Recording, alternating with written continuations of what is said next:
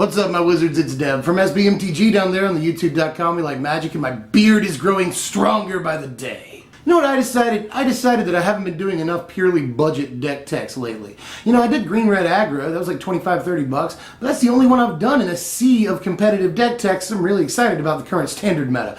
I'm sorry about that. Budget decks is sort of what made the channel what it is. And so today, I'm going to bring you a budget deck tech that's been making the rounds at like SCG Opens and stuff. It's been producing real results, and it's only going to cost you about 30 bucks. This is Mono Blue Prison. So how does the deck work? Why is it called Mono Blue Prison? You'd think that with a name like that, there would be at least a soft lock in the deck, but there's not necessarily a lock per se. It's just that you're doing so much that makes it feel like they can't gain any ground, and you've got all this synergy, and you're drawing so many cards, you're sending their guys back to their hand, you're taking extra turns, you're just going crazy, and there's not much that they really can do about it right now. So let's take a look at how we're going to accomplish all these things. With that in mind, by the way, I'm not going to go through the curve like I normally do when I do a deck tech. I'm just going to go through sort of, these are the important cards first. I feel like that's the way to do this one. Starting with 4 copies of Jace's Sanctum. Yeah, this is actually in a deck. Well, Jace's Sanctum is the key component to the deck that it could not work without.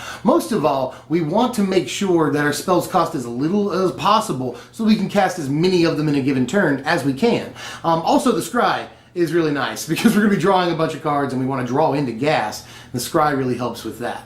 But mostly we're looking to cast our spells for less. And if the deck is working the way it's designed to work, you know, you'll often get 2 or sometimes even 3 Jace's Sanctums out over the course of the game because we're drawing and we're digging and we're playing a lot of spells and we want to get as many of these out as we can. And we'll come across more than 1 copy of it in the course of a game if the deck is playing correctly. So it's not unheard of to have multiple copies of these out and just go freaking nuts. I mean, just the critical piece that makes the deck run. Here's another really important piece that the deck probably couldn't play without, honestly, especially in this format. 4 copies of, you ready for this? Prism Ring. Prism Ring is really, really important in this. I've already said we're going to be casting 3, 4, sometimes 5 spells a turn. We're casting a bunch of spells, ideally, on turn 5, 6, and even before that sometimes. So really, really important is Prism Ring. And even if you play it first turn, you know, then you'll be able to get a few life off of it before you even play your Jace's Sanctum. And once you get a couple or even 3 copies of Prism Ring out, then it sort of does feel like a lock because you'll have like 3 Prism Rings and you'll play like 3 spells a turn. That's 9 life at least. So really just the thing that gives us a lot of longevity, allows us to stay in the game when we otherwise wouldn't. Prism Ring is very, very important, even though it sort of looks like a doofy artifact. People are like, Prism Ring. No. Play Prism Ring. It is a very important piece. We're playing a playset of a board wiper in our mono blue deck. How often do you get to say that? We're playing 4 of Engulf the Shore in this deck, and it's a critical card too.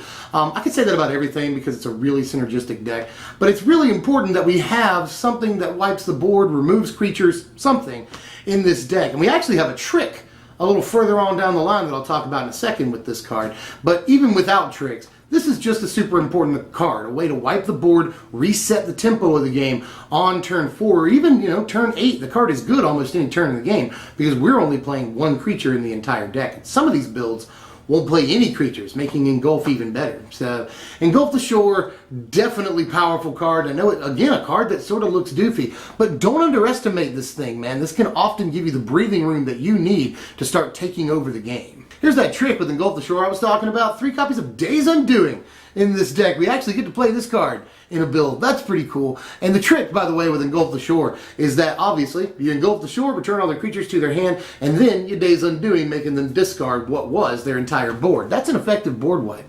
And you might say, hey, that costs 7 mana. That's crazy. You'll never get to that. All you gotta do is Jace's Sanctum turn 4, and then on turn 5 you suddenly have the mana to play both an Engulf the Shore and a Days Undoing in the same turn. Not bad. I'll get to another trick that we're doing with this card here in just a second. I just want to close out some final thoughts on this. Sure, it ends the turn, but a lot of the time we will not care. We've often played a couple of cards on that turn up to the Days Undoing. We've gained some life off a Prism Ring. Sometimes we've already engulfed the shore, meaning that we've wiped their board, and we don't care if they get to immediately go when we cast the Days Undoing because they don't have a board to hit us with. So lots of reasons why this card works in this deck. 7 cards, by the way, 7 fresh cards. Just good.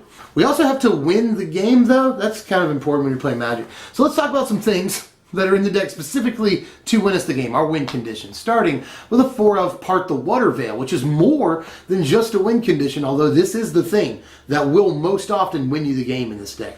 Part the Water Veil is not only a big beefy creature later on in the game, but it also obviously lets you take other turns. You know, when we spend our entire turn tapping and drawing and tapping and drawing and doing this and scrying and drawing some more, then getting to untap and repeat all of that again is extremely powerful. And this is our other trick with Days Undoing. You know, we can cast Part the Water Veil and then Days Undoing, and suddenly we don't care that the turn ends. We just get to untap and go again. We're also going to play a 1 of Rise from the Tides in the deck. This was usually the win condition back when this was basically a Brain in the Jar deck. The deck started life in Standard as a Brain in the Jar deck and then slowly evolved. It became a Sphinx's Tutelage deck, but that didn't appear to be enough. And so people went back to the Rise from the Tide strategy and just decided not to run Brain in the Jar anymore. We'll run more synergy. So, and Rise from the Tide still obviously works. There's times late game where you can get like 20 or more zombies off of this thing and just win the game. So Rise from the Tides definitely still goes in the deck as sort of an honorary 1 of, because it's a very good win condition against a lot of things. But the last bit of evolution that the deck has done, at least recently, is to add 1 copy of Sphinx of the Final Word. Sphinx of the Final Word is just a super solid win condition flying creature with hexproof that can't be countered. Sphinx of the Final Word is just something that they can't do a whole lot about with anything in the format right now other than like Planar Outburst. There's really not much that they can do about this thing. And it's going to mostly just, it's going to win you the game after a couple of turns. So Sphinx of the Final Word, I think, was a good addition here in the last few weeks to the deck, and it's won me a game or two too. So Sphinx of the Final Word, I think, is definitely an include, although you could take it out if you want to go completely creatureless and just add that second copy of Rise from the Tides. To finish off the main deck, I'm going to talk about a bunch of cards that draw cards. The deck is really big on that. Again, we want to play a bunch of spells in one turn, so we have to be drawing cards and cycling through stuff. So let's look at the things that do that, starting with 3 copies of Hydrolash, and another bunk card. Like, it's so weird looking to have all these like totally jank cards in this deck. They all work together really well, and Hydrolash has proven itself actually in the format. It's been in the Sphinx's Tutelage decks of yore. You know, like a year ago, people were playing Hydrolash in their Sphinx's decks. And it's no worse here. You know, this is obviously a good card, especially in conjunction with our Prism Rings. This can often lead to like taking basically no net damage during their combat step. And it replaces itself, which we probably wouldn't play it if it didn't do that. The fact that it draws as a card is very important. So again, don't underestimate Hydrolash. This is actually a much better card than it looks like, and can often just be a fog. And by the way, it's not even bad against control, because if they don't have creatures, you can still just basically cycle it. Not bad. We're going to play a 4 of Pour Over the Pages as we continue the jank train here. People did speculate that this card would be good when it first came out, and it's shown up in a couple of things, but not really much at all. But this is the home for it. This is the deck, and I've heard a bunch of people say, in writing at least, that once you have 3 Jace's Sanctums out, this card is effectively free. When I read that, I was like, that'll never happen. No, it actually totally does happen. Because again, if the deck is working the way it wants to work, you'll see a lot of cards over the course of the game, and you can definitely get 3 Jace's Sanctums out. It has happened more than once, twice, or even 3 times for me in testing. And sometimes this card is effectively free once you have 3 Jace's Sanctums out, but even if it's not free, even if you have to effectively pay 2 or 3 mana for it, it's still pretty good. You get to see a bunch of cards and cycle through a lot of card selection on this thing. So Pour Over the Pages, again, this is the home for it. I want to finish off by talking about 3 cards at the same time here. We're playing 4 of Anticipate, a playset of Nagging Thoughts, and 1 copy of Comparative Analysis. Comparative Analysis is really good, and I would like to make room for a second copy. I'm just really not sure what to take out of the main deck here. And I'd really like to add a 4th copy of Hydrolash, but we'll put that in the board. But anyway, Comparative Analysis can often cost just the 1 mana, and we're playing, again, a bunch of spells all in one turn, so we'll almost always be able to surge it in, and it is pure card advantage for very cheap, so it definitely goes in. Anticipate and Nagging Thoughts are very important pieces for the deck, because they'll often just cost 1 blue mana once you have a Jace's Sanctum out. They'll just cost 1 blue mana, and we need as many cards that can cycle through, let us see a bunch of things, and pick the right option as we possibly can. For just the 1 blue, that is fantastic, and these 2 cards really help the deck go.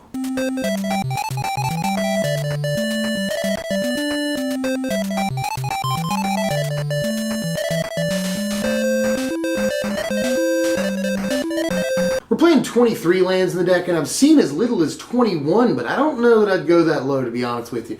We have to have a bunch of lands so that we can play all these spells in one turn, and we have to have a bunch of lands so that we can make sure that Engulf the Shore is really good. So I'm going to play at least 23, and every single one of them is an island. You can see. Here's an incredibly flexible sideboard. You'd be surprised the depth that Mono Blue has right now in its board. I've taken a bunch of stuff out of this board, including Thing of the Ice, Invasive Surgery, Clash of Wills, Summary Dismissal. I've taken a bunch of stuff out. So I had to read right there to make sure, because there's a lot of stuff that I've tried in this board. Obviously, we'll fill out our play set of Hydrolash in this board. We've got some other stuff we want to do. We've got Displacement Wave for the tokens builds, which I don't think will be as important moving forward, which is good for us. That is good news for us. We have a terrible game against tokens. Decks that go wide, we usually aren't great against, even counting Engulf the Shore. Void Shatter and Negate are both in there because they're important counter spells. The one of Guardian of Tazim is awesome, actually. This is yet another win condition, a big, flying, beefy creature that can lock down other creatures if we needed to. I actually really like this card and could see playing it maybe over Sphinx of the Final Word in the deck, but because I've cited this card in more than I ever thought I would. Imprisoned in the Moon is obviously to take care of big threats, including Planeswalkers, which we don't have a lot of things that we can do against. And then Compelling Deterrence I like more than Disperse, because we have the chance of having zombies. We have Rise from the Tides.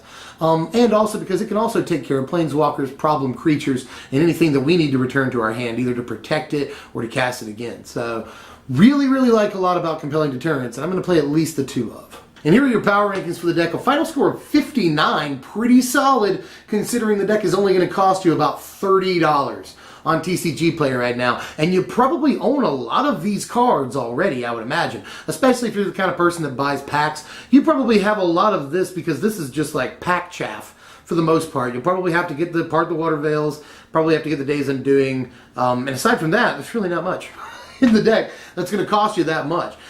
So give this deck a shot. It can actually do a lot of work, and it's shown up in a bunch of top 8s. So it can do some good work for you at an F&M, I would imagine. The deck has been pretty good for me in testing, and most importantly, a lot of fun once you get the ball rolling. You'd be surprised how consistently it's able to do that. The deck looks like a bunch of jank. It looks like it comes off to an extremely slow start, and you just get pummeled. And sometimes that will happen against pure aggro. Good news is, there's not a whole lot of decks in the format that are pure aggro, especially how the format is shaping up to be looking like after Proto Eldritch Moon. The format looks a little bit slower, which is perfect for a deck like this. So for the next 6 weeks, while we've still got Jace's Sanctum in Standard, give this deck a shot. This deck actually, I feel like, has a lot of play, and even if you lose a game, you're going to be having a ton of fun once you get online. So check it out, give it a shot, and let me know what you think. But what are we doing next time? That's an important question. Gotta do Harmless Pact next time, but that I'm not sure, might be the last deck that I do that includes Dragons of Tarkir and Magic Origins. Maybe, just maybe. After that, you know, this is what I'm thinking. This is what I'm thinking, subscribers. World Championships is on September the 1st. I'm thinking that around the time World Championships start, that is when I will stop including Dragons of Tarkir and Magic Origins in deck techs. Let me know if you want me to do it sooner than that or not, because I might just do Harmless Pact and then be done with Dragons of Tarkir and Magic Origins. Let me know how you feel. I know that's always contested, because people are like, well, you could make decks without Dragons and Origins, but then you'd be making decks that don't include Kaladesh, so they're not really representative of anything. You know, that is a pretty persuasive argument, but there's also people that say, like, why would you build decks with Dragons of Tarkir and Magic Origins? Because they're about to rotate and nobody cares. Both pretty persuasive arguments, so let me know where you sit on either side of the fence there, and I will take your answers and put them in my brain. But that's all we've got for now. Just let me know how you felt about this deck and that question that I asked about future deck techs in the next month or so here. And I will see you guys later. If you enjoyed the content, like the content. That's really important that you do that. It keeps me afloat. And then sub if you're new so you can get all the content coming up. I'm Deb from SBMTG. Thanks for watching, my wizards. When I'm with my girl, she be rockin' that Wilma Flintstone. When it's time to rock in bed, then I give my friend